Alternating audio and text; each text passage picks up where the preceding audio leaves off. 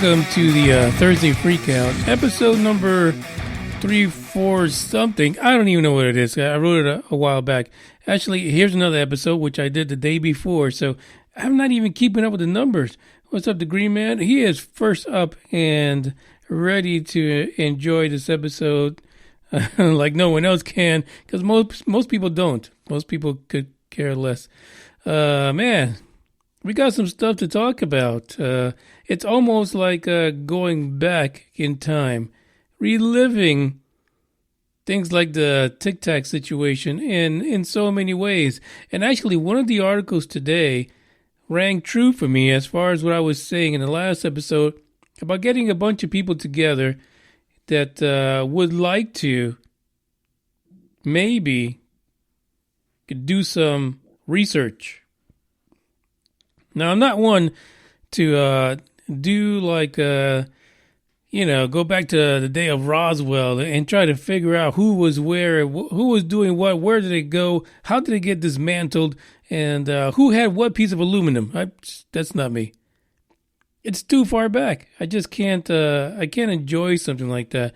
I need something more contemporary, something more not legacy, not something that your grandparents would have a good memory of.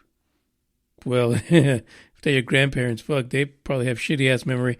But I'm just saying, I want something recent. Like, I want to get together a bunch of fellas, ladies who do the UFO thing and want to investigate something from a lot of different angles, new perspectives, but not too far to the right or to the left, if you know what I'm saying.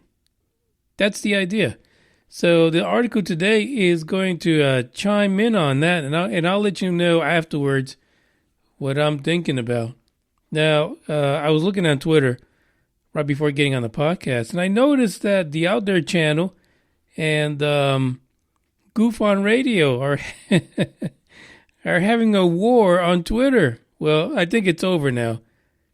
For one side, I think it is, because it looks like from the picture that the Out There channel posted, Goof on Radio blocked them from really contacting them on Twitter.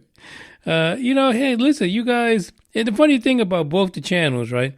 So the other channels on YouTube, Goof on Radio, Rich Giordano, he's been on the whole podcast thing for a long time. He has been podcasting forever out of Arizona. I just think this, that's, they both have about the same angle. They're all about trying to debunk UFOs, stories that are full of crap. And, Rich Giordano back in the day, I mean, he was a straight shooter. And I'm sure he is now too. But sometimes people clash. And the thing is that we can all be fooled. We can all see things, after a while. Sometimes it's hard to see where something might be fake or a hoax, and someone else might have a different perspective on it. But it doesn't mean you go, balls to the wall on each other. That's just the way it is. I could see something and think it's a true to life deal, and Gooter, who's in the chat box now, or Dave or Green Man, could be like, "No, get the fuck out of here. What are you? On drugs? That's fake as fuck." But that doesn't mean that you go to war with each other. You have a general understanding, and that understanding is that a lot of UFO sightings that people are perpetuating through the internet, they're hoaxes, they're fake. They're trying to, get some views. Do that clickbaiting, and we understand that. So come on, just take it easy. Dave says balls to the walls before they start to crawl. If you live in a warm climate like the tropics, balls to the walls is not bad because that paint kind of stays cool. This is the episode where we do the Thursday Night Freakout. It's kind of late. We're starting this at 10 p.m. to try to get the folks that apparently, let me just say this. My observation is that a lot of these guys that are in the chat box right now, a lot of them work late hours because I'd be asleep right now.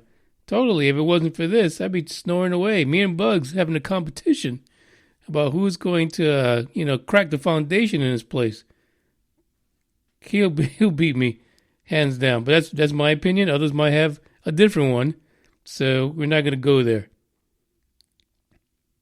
So 2 articles for today. I got the first track. So the first track, I was sitting around today and I was thinking, hey, let me see, what haven't I played on a podcast in a while? And I was like, oh, well, geez almighty, I haven't played any Middle Eastern music. So you guys who are not into this, no fucks are given.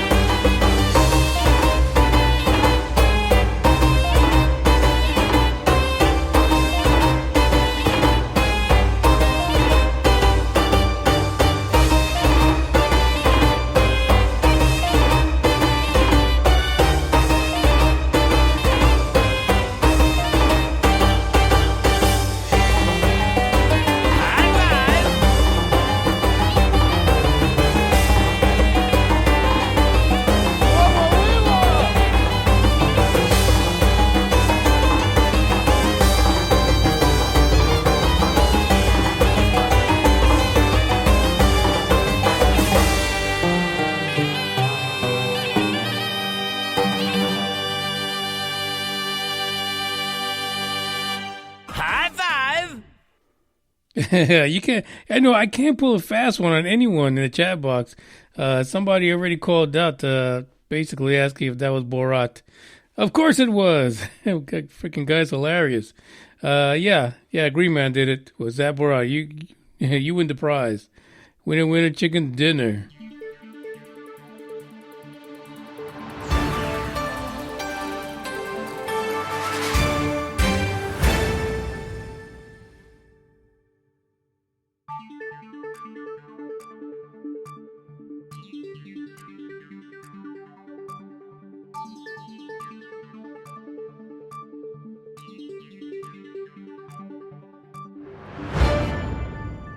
I'm going to warn you right now, these 2 articles that are part of this Thursday Night Freakout have to do with the Nimitz, the Tic Tac-y, and a lot of things that maybe happened before and after, and we'll cover some of those on the after part.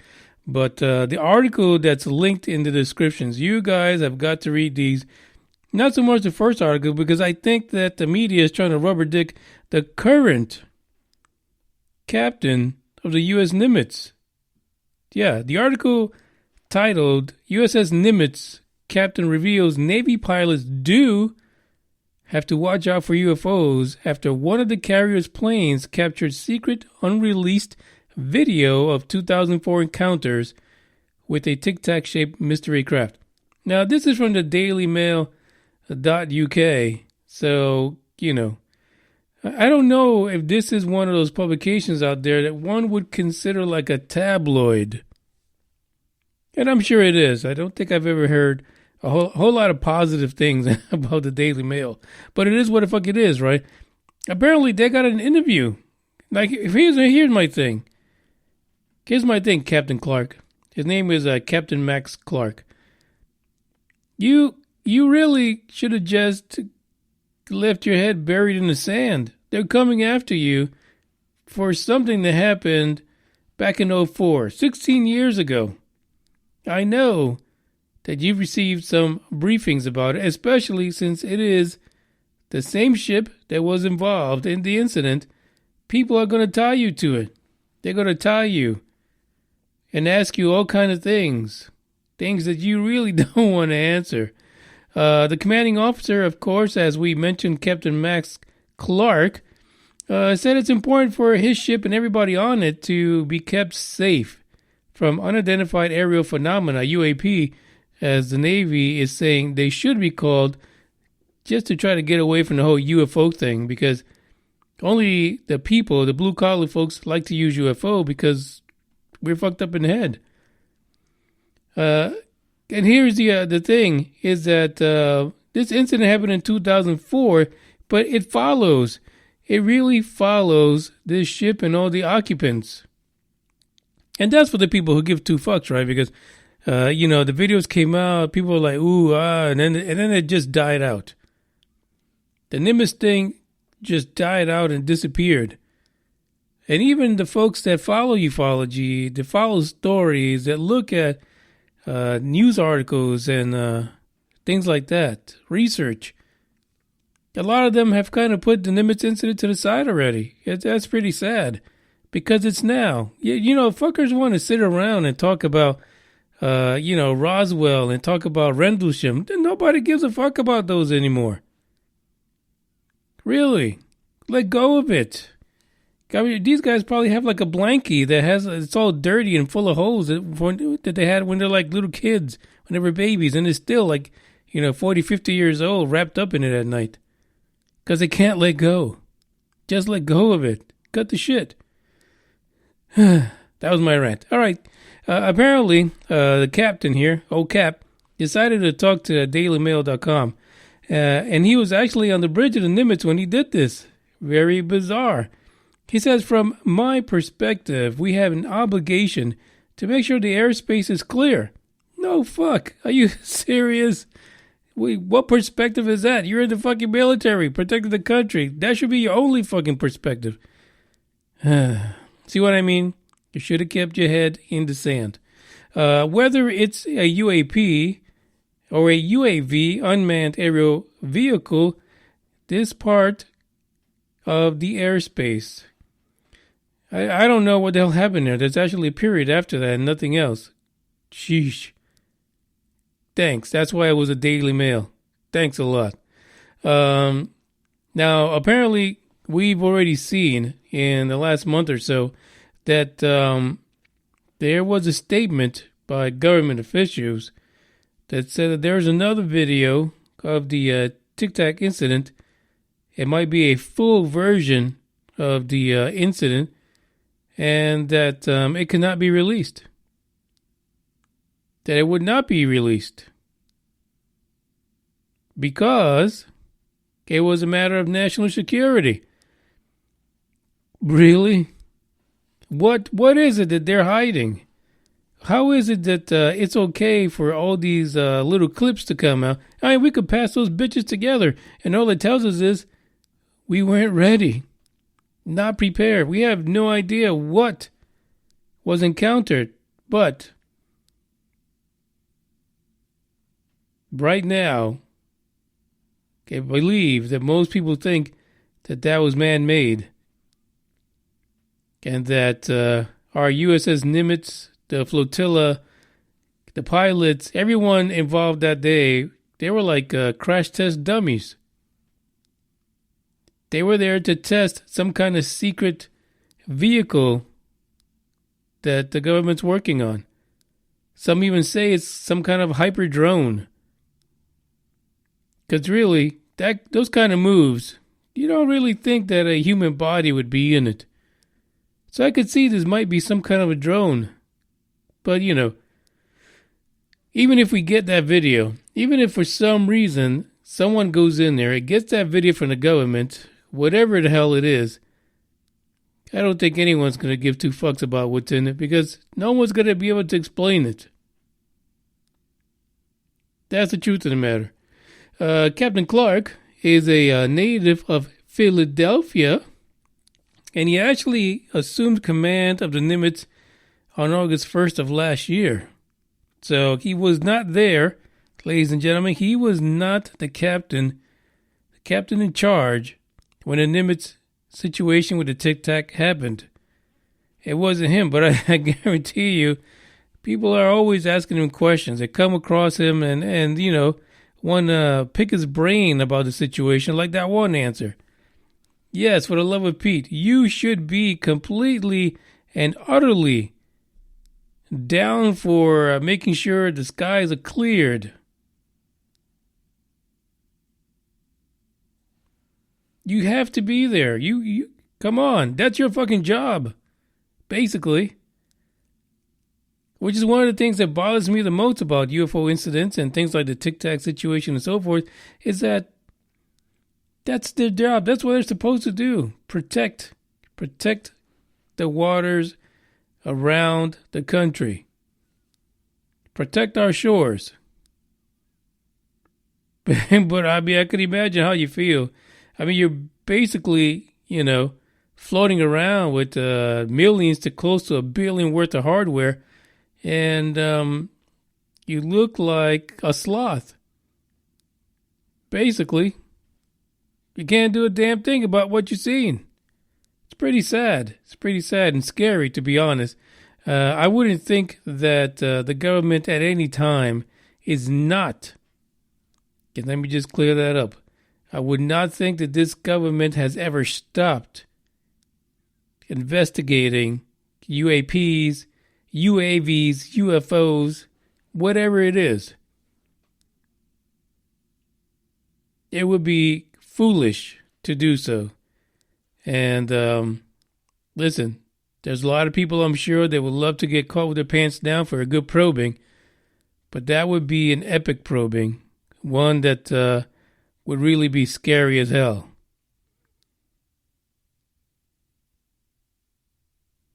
Let's get into the next track for today, and then we'll talk about this next article, which is extremely long. It is humongous, but man, I have an idea. I do.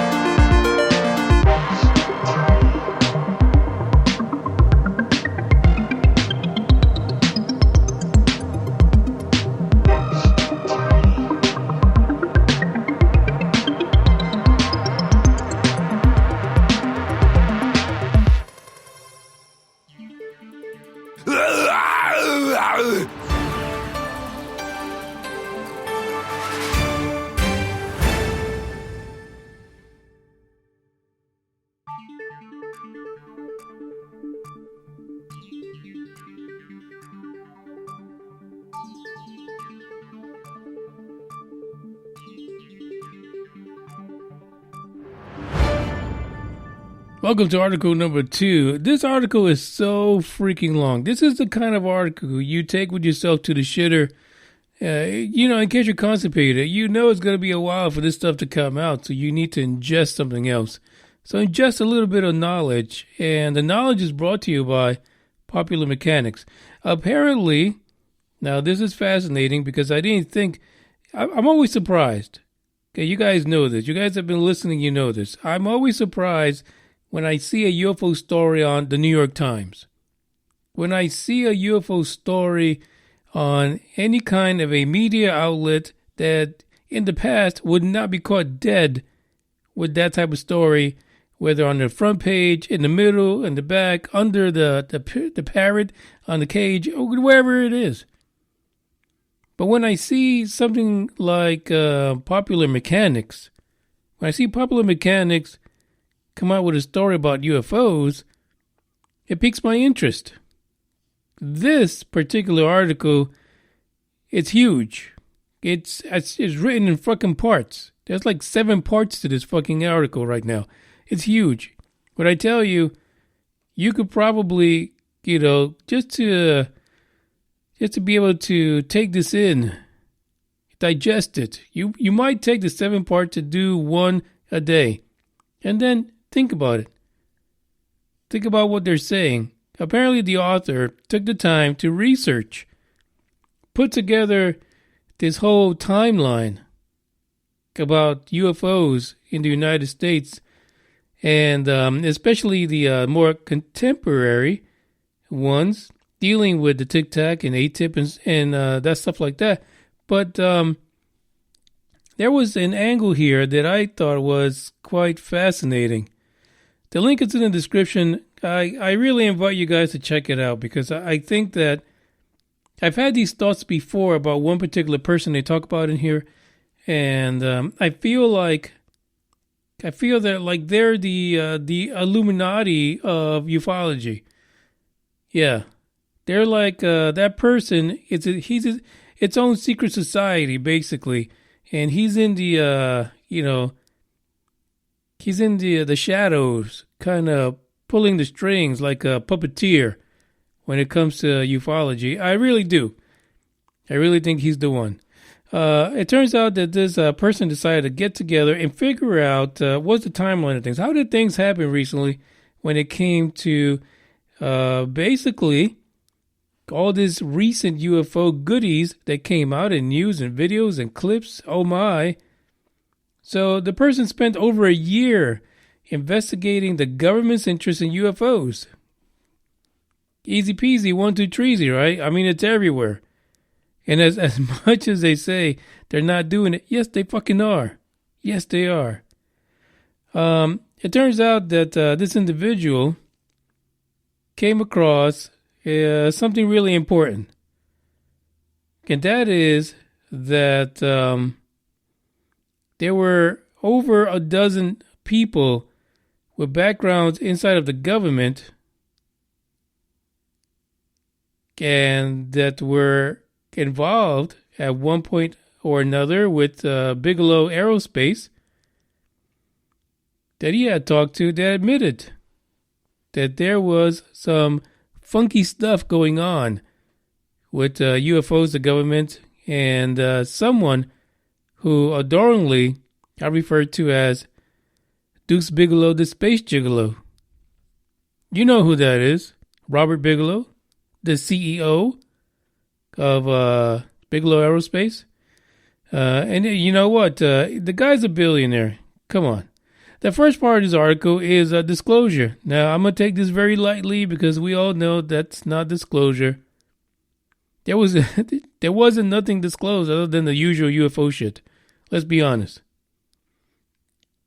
He starts off by giving you the breakdown of the New York Times article, which was published on December 16, 2017, and pretty much let the world know that there was a program called the Advanced Aerospace Threat Identification Program, which we all call ATIP, that the government was running in the shadows, in the dark, trying to keep people from finding out that that's what they were doing.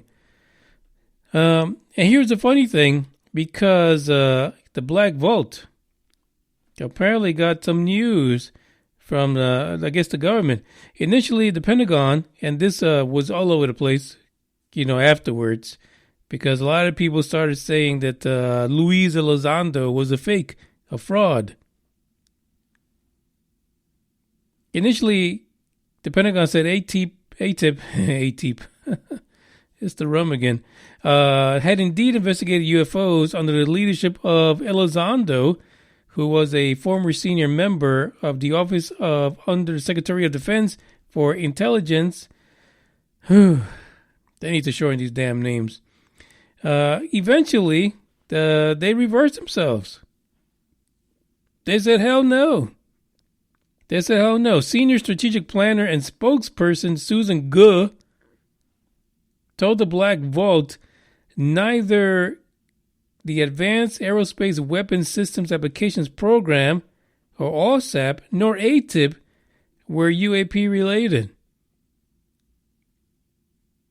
Now that's fascinating. But you've got all these UFOs on your fucking videos, but they just happen to be there. They're like, oh, look at that UFO flying around our F-18 Hornet like it ain't shit. Move on to the next video. There's nothing to see here. Elizondo also was apparently not the director of ATIP. Yeah, he wasn't there either. And he didn't have assigned responsibilities. So basically what they're saying is he wasn't employed. He didn't exist. He had no, listen. Like, okay, I can understand you say he's not a director, but how could he not have responsibilities? What the fuck was he doing? He got a swipe card to just come in and sit in the foyer or something? Come on. What's right? What? I don't understand this. It really feels like the Bob Lazar treatment. Bob Lazar, hey, they recruited me. I was doing this. I was doing that. I had rocket cars. They saw me as a fancy kid with some new ideas. I saw things. I touched things. I fondled anti-gravity devices. And then all of a sudden, he opens his big yap, and then he fucking doesn't even exist. Yeah, so it sounds like the same job for Elizondo, according to this. But, unlike Bob Lazar, Elizondo ended up with Tom DeLonge, so, hey, he's being protected. The other thing that came out of this was, of course, Robert Bigelow. He owns Budget Suites America, and, of course, the founder of Bigelow Aerospace. Bigelow had one crazy-ass interview in 2017 with CBS 60 Minutes. He was questioned about UFOs, what he believed. They even talked about the incident that drove him to believing in UFOs and wanting to desperately understand and research it. And that was an incident when he was a child and he was with his grandparents. So, how old is Bigelow now? Like 90? That should happen like turn of the century. I don't know how old he is. But he said in the interview he was absolutely convinced. And he had this laugh. There was a psychotic laugh, like an evil, psychotic, weird laugh. And it almost wasn't even a whole laugh. It was like a snicker, like he knew something. Like he was convinced because he had the inside track of what the fuck was going on and what maybe the government knew. I know, I kind of expanded on that little snicker, but that's the way I felt about it even when I saw it. At one point, he even passionately declared, I don't give a damn, when apparently someone asked him if it was risky for him to publicly say he believes in UFOs and aliens. Moneybags, what the fuck does he have to worry about? So what? The board of directors vote him out, and then what's he going to do? He'll chase aliens full time. He's got enough money for that. He doesn't give no fucks. Why should he? the story continues to go back all the way to 1995, 4 years before Bigelow Aerospace started. Now, this is a really, really fascinating fact that Bigelow Aerospace did not start until after the National Institute of Discovery Sciences was established by Bigelow.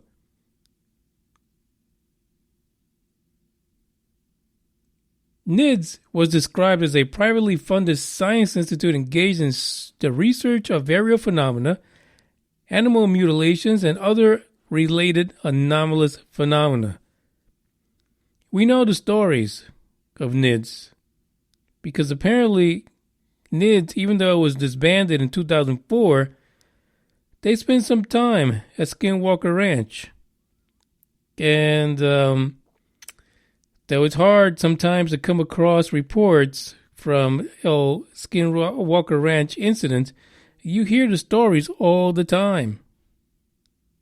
You do, because scientists that were involved with NIDS will come out and talk about those things.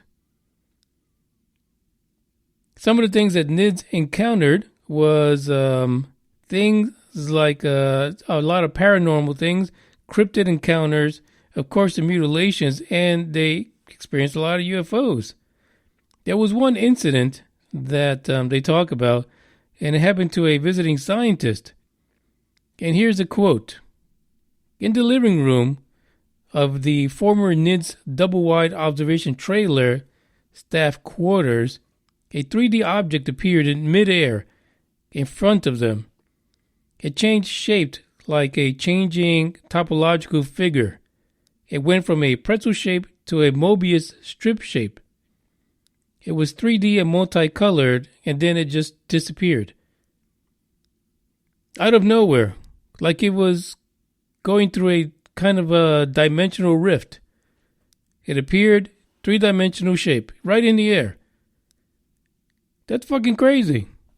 Like, if I see something like that, you bet your bottom dollar, fuck the double wide, fuck Skinwalker Ranch, I'm not going back there anymore.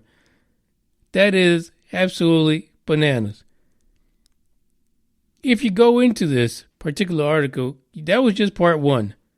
There is 6 more parts to this particular article that you really should take a look at. And many times I felt that Deuce Bigelow's Space Gigolo was a catalyst for what we see today. A catalyst for all the information that came out of the government relating to the Tic Tac videos. A catalyst for the creation of To the Stars Academy. I feel like that there is a connection, and Bigelow, the Space Gigolo man, he's out there and he's in the shadows, but he's pulling some strings. I guarantee you. But that takes us to what I think would be a great topic to research with the listeners of the podcast. But check this out.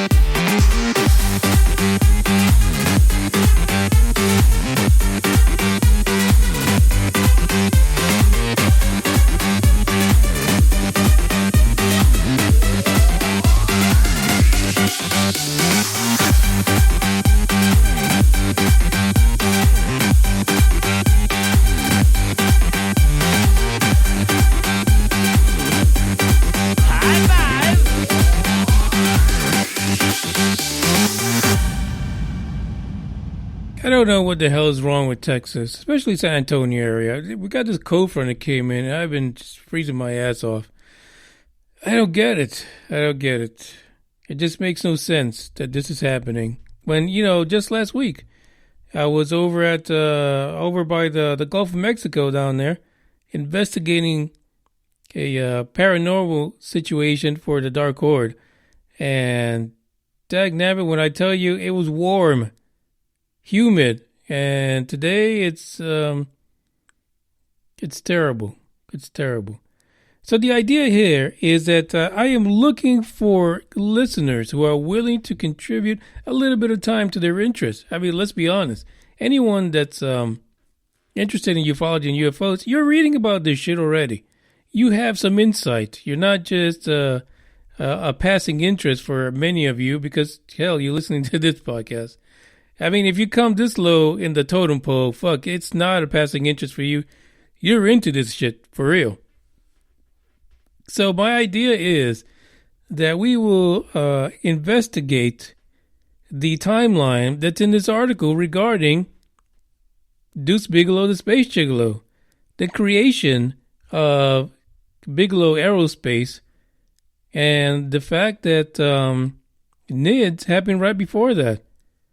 We need some more information. How do we tie that today to what's going on, and where is Deuce Bigalow? Why is he so quiet about something that he was so giddy about on television, publicly? Where is Deuce Bigalow, the Space Gigolo? And the other thing is, we know from George Knapp's reports of ATIP and things like that, that when the government put the money together to start the ATIP program, it was Deuce Bigalow who received a significant chunk of that money. Not all of it went to ATIP. Some of that went to his investigations at Skinwalker Ranch. So definitely something that needs to be looked at. And I think the power of UFO Buster Radio and the listeners, we can shed some light on this. We might find something that's fascinating. So if you live out in Vegas, or anywhere in Nevada, basically, you might have some insider information. You might be able to get close to the real story behind Robert Bigelow and him basically being in the shadows right now as a puppeteer for what's happening. That's my theory, and I'm sticking to it. I mean, the guy's crazy as fuck, and he has a whole lot of goddamn money, so come on. He's got to be doing it. I just feel it. I just feel it in my bone that that's what's going on. Totally. This is the end of the freak out. There was only 2 articles, and I really, like I said, I wasn't going to go to the entire second article, but I guarantee you, if you want to take part in this little investigation of mine, you want to read that second article and kind of get that popular mechanics perspective of what's happening with this whole UFO craziness that we're going through. And no, it's not disclosure, so stop it. Don't even say it. Don't even think it. Don't even risk me hearing it, because it's not. And don't forget, the next quarter, we will have the tinfoil hat contest number 2. The second one, it'll be due at the end of June. We'll get specific dates together, and we'll see. The winners from contest number 2, 3, and then number 4 will have a showdown to see who's the king of the tinfoil hats. And that should be all sorts of craziness, I guarantee you. This is the end of the podcast. I thank you guys for listening and showing up so late. Don't forget the Dark Horde is going to be around on Saturday for the next episode. See what kind of crazy shit we can drum up for you guys. But at the moment... High five! Whoa, whoa, whoa, whoa! Ciao.